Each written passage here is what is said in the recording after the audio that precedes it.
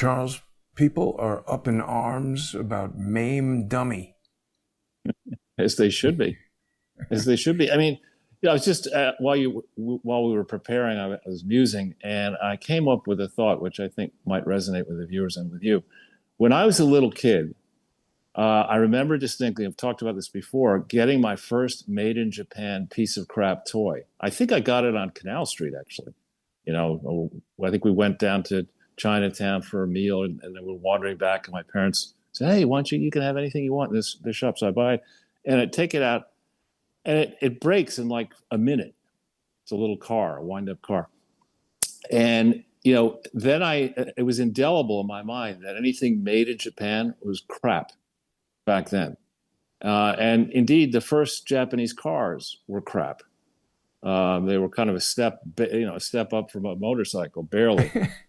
But then the Japanese got their act together, and now they're able to produce, and that this is now 65 years later or whatever, or before then, of course. They're able to produce high quality goods, not so much service, other than in a restaurant. I don't know of a skilled Japanese consulting firm or data management firm or investment bank.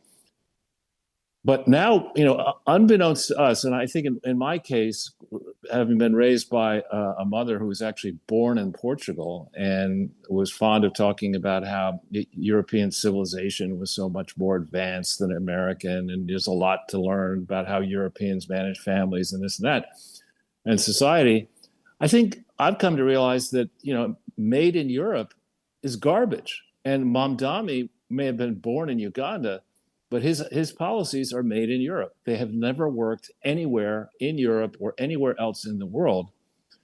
And now we have this idiot, this blithering idiot we were saved from, Kamala Harris, suggesting that you lower the voting age to 16.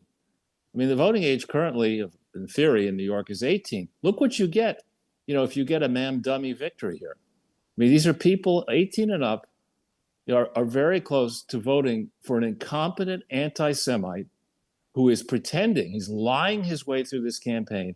If he does win, the instant he wins, he's going to go hard left.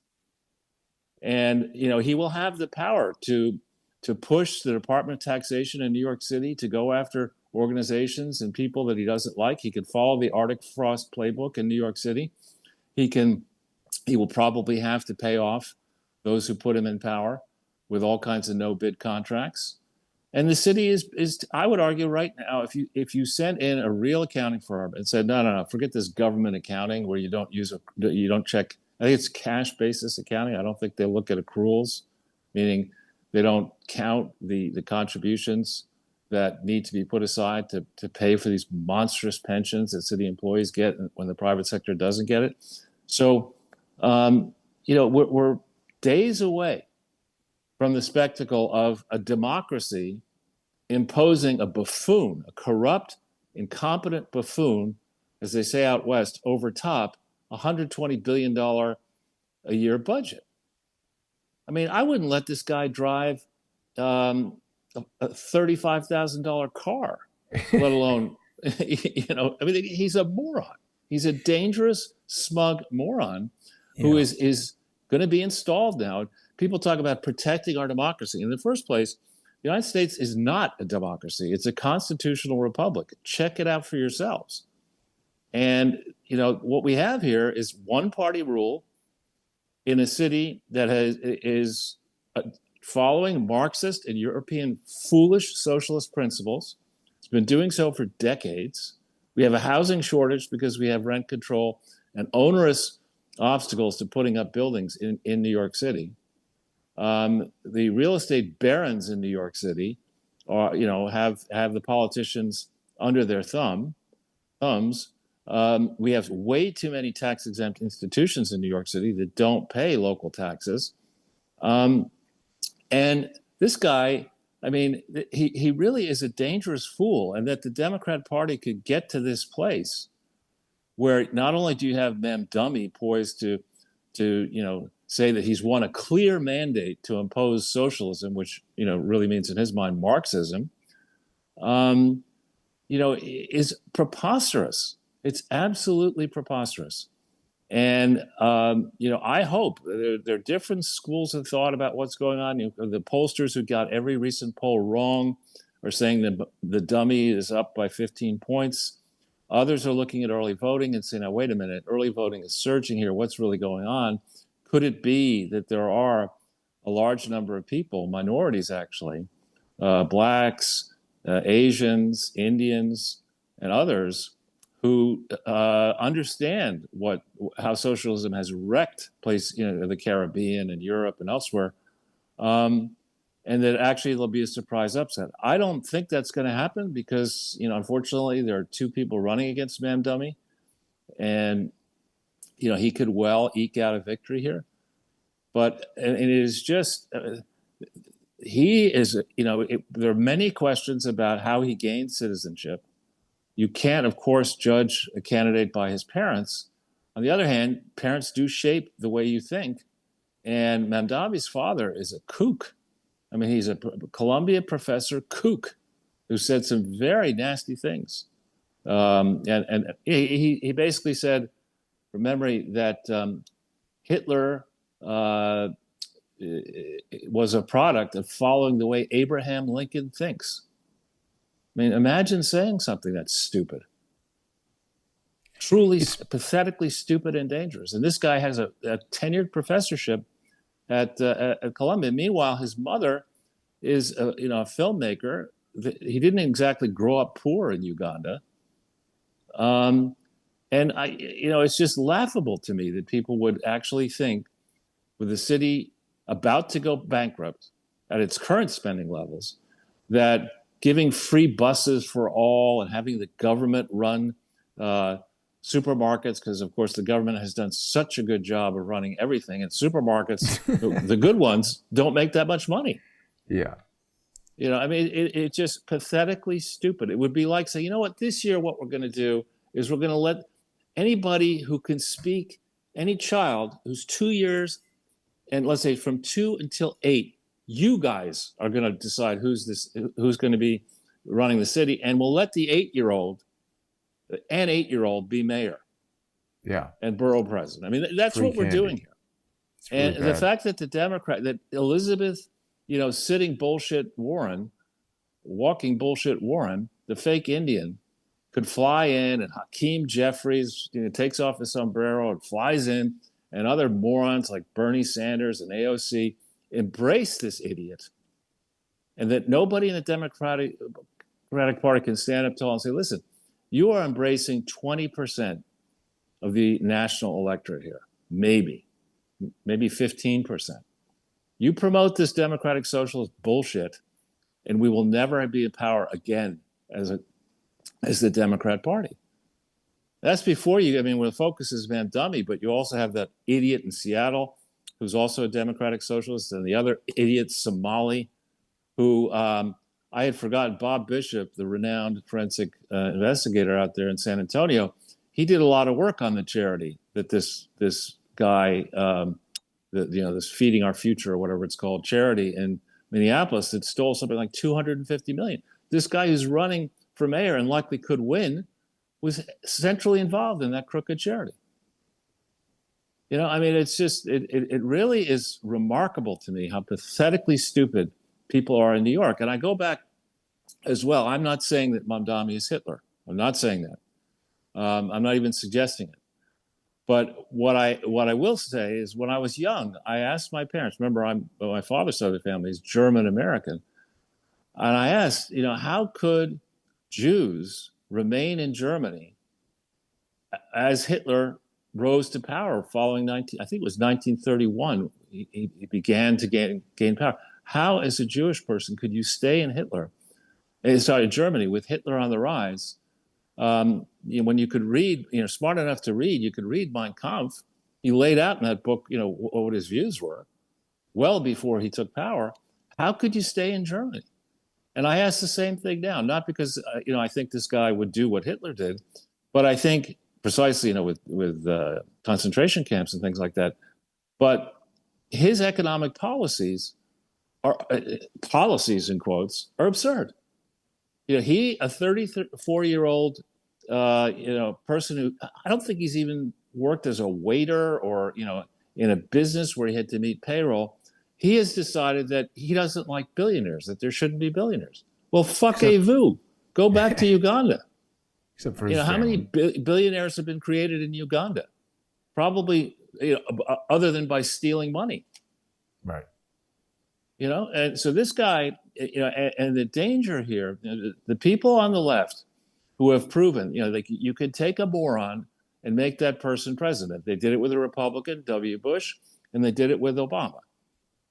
So the people who pull the strings in the large Western governments understand that, the people do vote, but it's who counts the votes that matter. And that matters. And in a city like New York, yes, Mayor Bloomberg won running as a Republican, but he was a fake Republican. Eventually, he became a Democrat. He ran for president as a Democrat.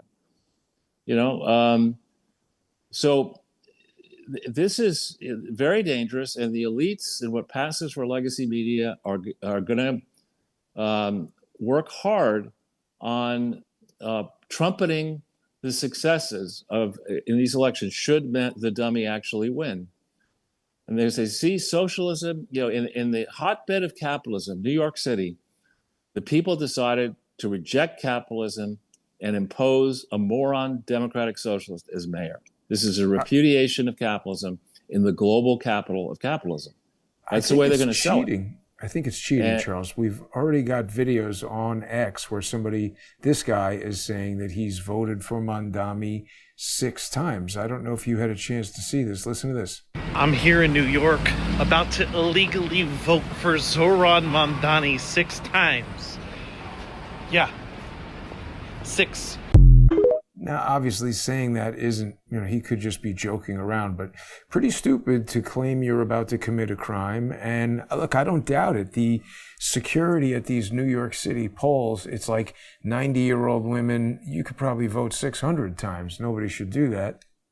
Right. But I mean, when you think about New York has been able to wallpaper over, to put lipstick on a pig, because a large number of billionaires are or have been traditionally quite comfortable in New York City. And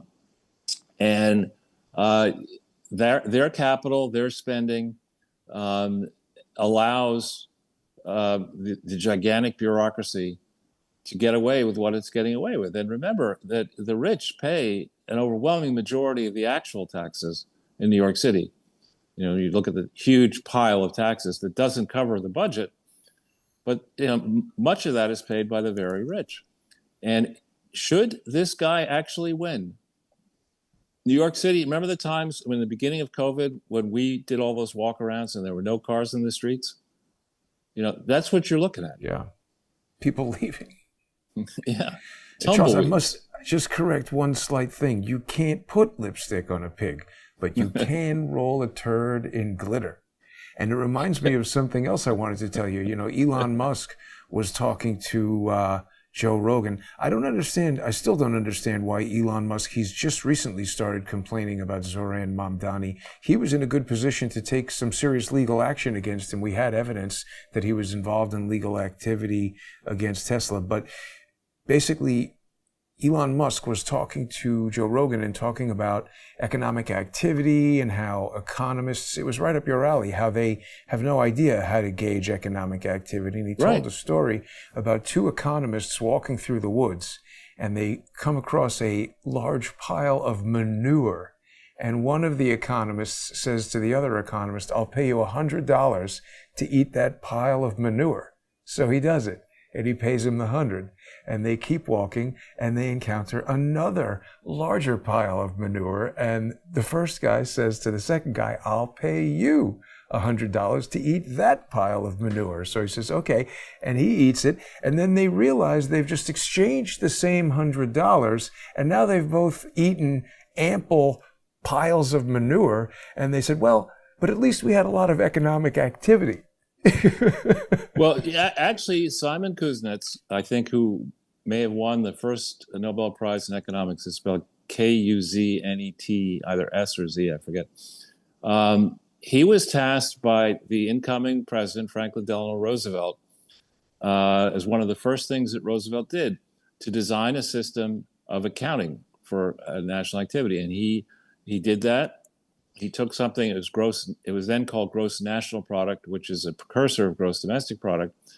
And he wrote it's tough to find it now, but a very interesting report explaining what his approach was, including at the beginning, explaining the deficiencies in the approach.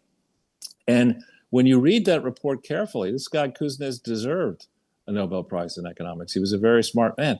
But GNP and now GDP counts all government spending as productive.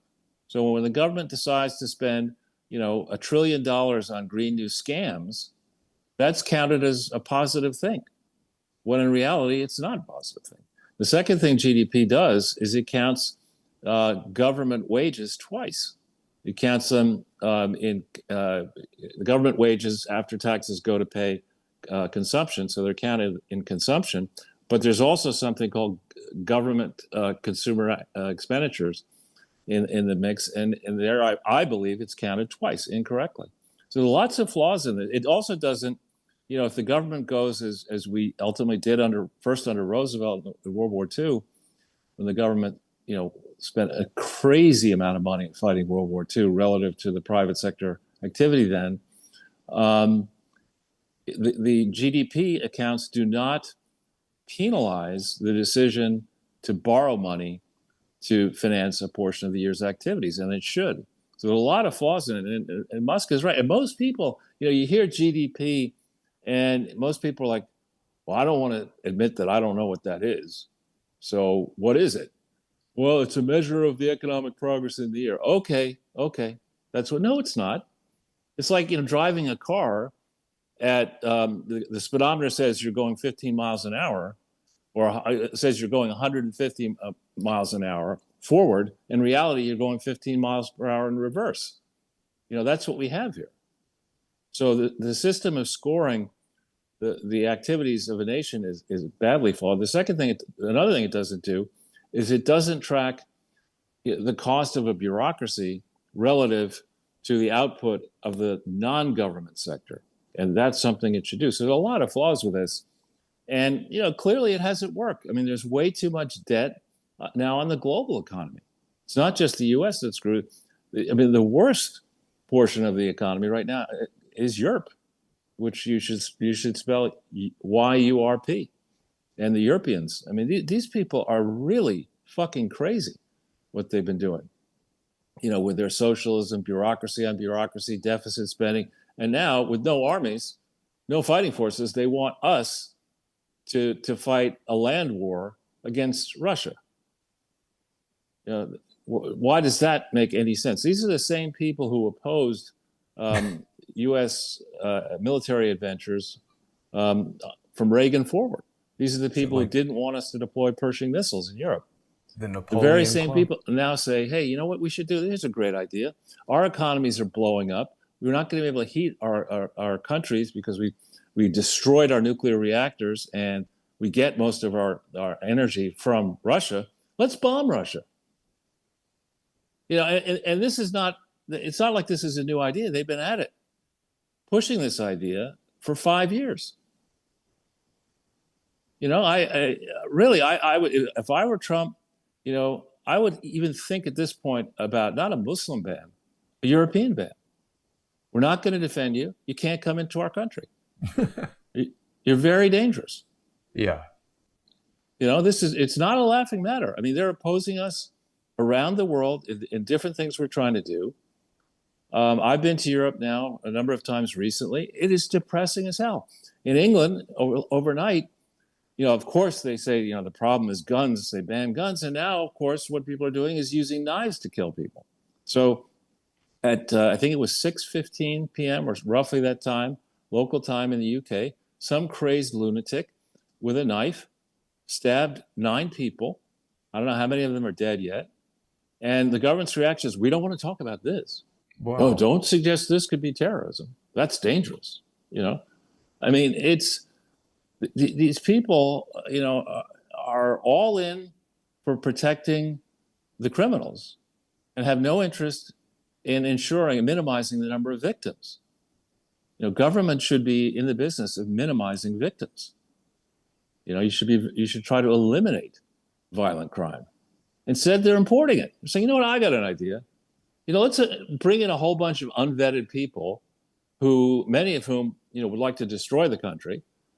And let's, just let them run riot. They don't have to work. They can get government benefits, bring in their families, and, make our streets unsafe.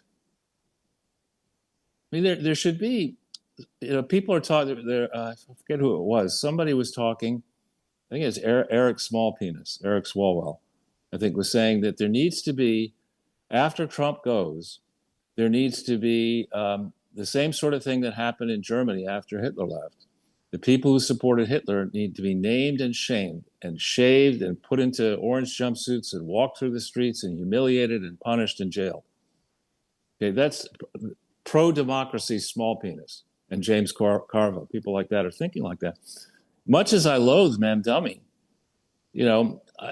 I don't think, unless he commits actual crimes for which he should be prosecuted, if you want to believe this socialist bullshit, have fun with your life. Buy some earth shoes, focus on DEI, make sure that you don't have 3 mansions, live in a 15-minute city. If that's the way you want to live, go do it. Just don't bother me. Don't tell me what to do. I'm going to live my life very differently. That's not the way these people think. They seem to think that they should control decisions, that the decisions you make affect them in some way. And you shouldn't be allowed to have a fossil fuel car. You shouldn't be allowed to work hard. There are not many billionaires other than those who inherit money, and those are a fraction of the billionaires, of the modern billionaire wealth. There are not many billionaires who get to be billionaires, working 2 days a week.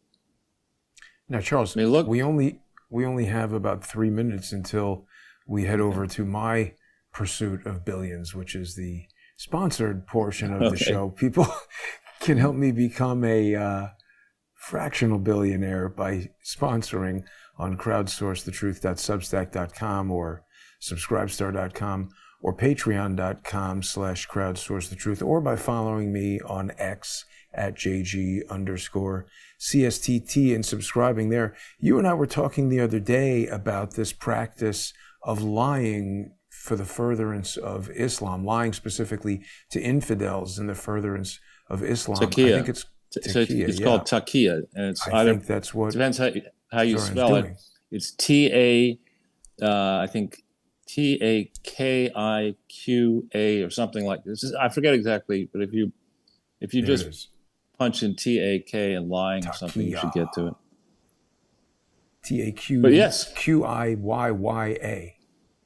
I was close. Yeah. But this is, I think, what Zoran is doing, lying to everybody so that he can have this, globalizing the intifada in New York. It's outrageous. And anything, if we have that. I mean, the FBI basically has that. Yes. It's okay for the FBI to lie to you, but you can't lie to them. This is ridiculous. Absolutely really ridiculous idea. Speaking of the FBI lying, Joe Hoft had a pretty interesting story today about, I think he's got it on joehoft.com. It was, Comey's attorney was part of the team. This is a huge exclusive to Joe Hoft. Pat Fitzgerald could have helped prevent 9/11, but instead chose to cover up the crimes with mob informants. I think I agree with a lot of what Joe is saying here, because it goes back to, first of all, Svetlana Lakova, I'm very suspicious of. She was represented by Stephen Biss. And again, all of this seems to be centered around really hiding the truth of what happened on 9/11, but it's talking about this alleged friendship between Ramzi Youssef and FBI informant Gregory Scarpa, who was allegedly in jail passing notes to the guy. This goes into some detail talking about Valerie Caproni. I mean, it's interesting. Yeah, because, all this stuff with Comey, and I mean, it makes sense that if I am creating Crowdsource the Truth and having guests who are going to help people like you and others who are going to help people understand the crimes of the Clintons and the crimes and things that these people have been trying to cover up. So this is talking about how they did this to basically sink Lindley DeVecchio, the former FBI agent who I interviewed, who was entangled in this whole thing. But the Eastern District of New York, Andrew Weissman, Valerie Caproni, all of these rogues are still actively covering all this. We'll talk about it some more on the other side here when we go to the sponsor exclusive segment. Stay with us, everybody. Thanks for tuning in. Check out that Joe Hoft piece, and we'll be right back.